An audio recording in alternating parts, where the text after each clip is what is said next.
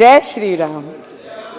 मैं अध्यक्ष महोदय जी, सभी ने कई वर्षों से सुन रहे हैं। हमारे तो लोगों का जन्म भी नहीं हुआ होगा, इतने वर्षों से राम जी का वनवास इस देश के प्रत्येक नागरिक ने, और हमने तो सोशल मीडिया के माध्यम से अभी पिछले कई वर्षों से हमने राम जी के मंदिर के बारे में, उनके इतिहास के बारे में सब पढ़ना लिखना सबने शुरू किया।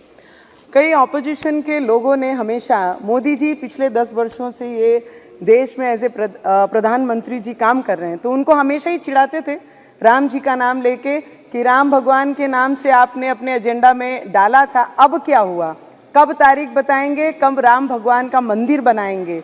तो मुझे लगता है ऐसे बदनसीब लोग बहुत कम होते हैं दुनिया में जिनके पास 50-60 वर्ष रहने के बाद रामलला का मंदिर नहीं बना सके, ना ही राम भगवान को उनकी जगह पे स्थापित कर सके। और ऐसे भी कई लोग होते हैं हमारे देश के प्रधानमंत्री जी जैसे, जो 10 वर्षों में तारीख भी बताई, मंदिर भी बनाया और भव्य पूरे विश्व में हमारी आस्था को कहीं मरने नहीं दिया, और मंदिर को स्थापित करके मंदिर भगवान के, राम भगवान के मंदिर में उनकी पूजा आस्था भी हुई।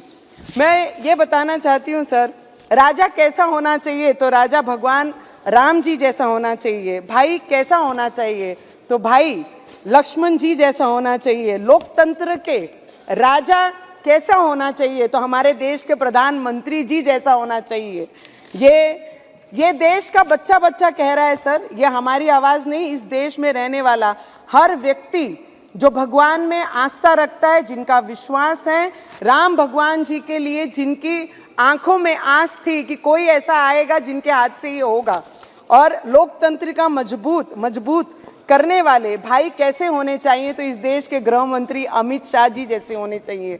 सर, अभी मैंने एक ओवीसी जी को बोलते सुना कि पुरुषोत्तम मर्यादा राम जी के बारे में कि हम उनका आदर करते हैं, सत्कार करते हैं, सम्मान करते हैं। करना पड़ेगा, इस देश में रहना है तो जय श्री राम बोलना पड़ेगा, क्योंकि इस देश के लोगों ने पिछले कई वर्षों से राम भगवान जी के मंदिर के लिए जो आस्था लगा के बैठी थी, इनके नसीब में नहीं थी।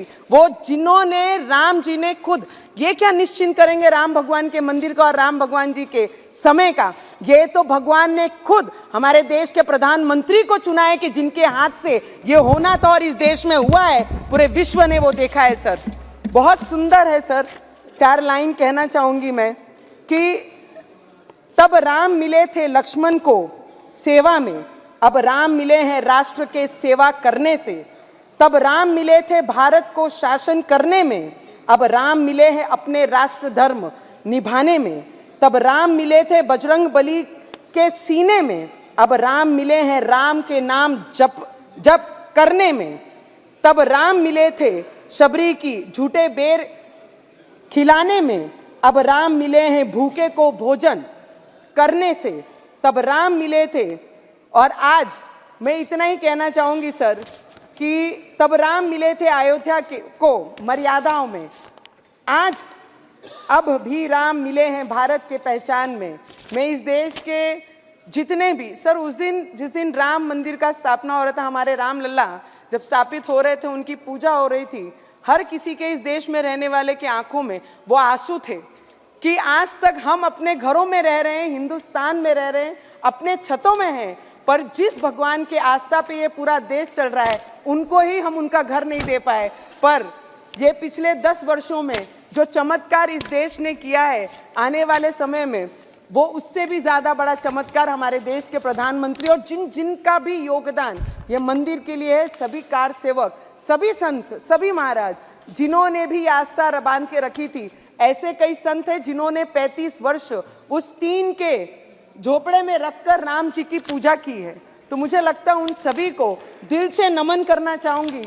हम इतने बड़े नहीं कि उन्हें नमन भी कर पाए, क्योंकि जिनके रक्तों से वो एक एक ईंट बनी है, मुझे लगता है उनको नमन करने से उनका भुगतान नहीं होगा। पर इस पार्लियामेंट में हमारे देश के प्रधानमंत्री जी, हमारे देश के गृह मंत्री जी और जितने भी पार्लियामेंटेरियन यहाँ पर बैठे हैं, ये आज का, इस टर्म का, इस समय का आखिरी पार्लियामेंट स्पीच हमारा सभी का है।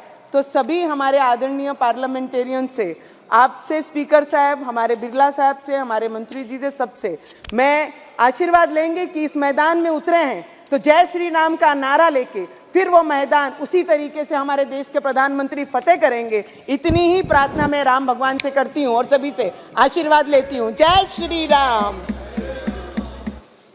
श्रीमती संगीता